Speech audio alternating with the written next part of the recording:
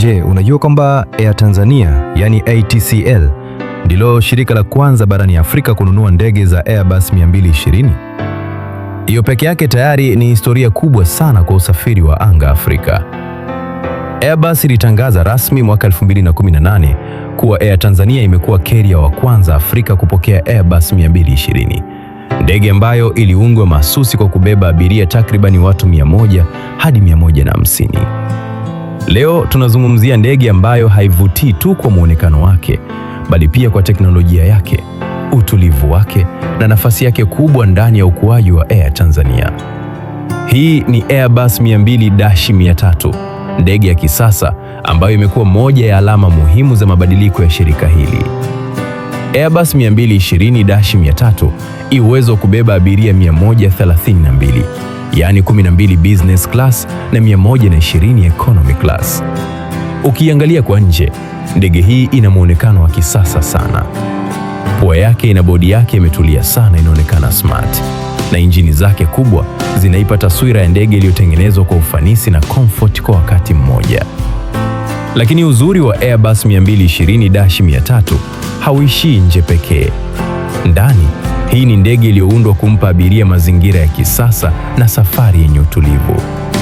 Kwa mujibu wa Air Tanzania, kabini yake imepangwa kwa seat pitch ya inchi 36 kwa business class na inchi 32 kwa economy, kitu kinachosaidia safari ziwe na nafasi nzuri zaidi kwa abiria.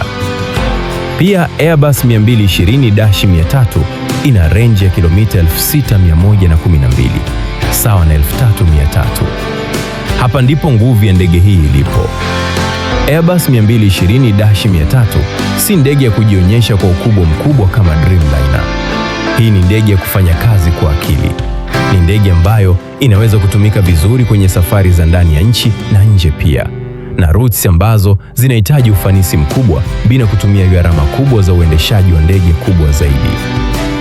Airbus ilisema wakati wa makabidhiano kwamba Airbus 220-300 ingeisaidia Air Tanzania kukuza soko lake la ndani na nje kwa ujumla, pamoja na kufungua uwezekano wa routes mpya.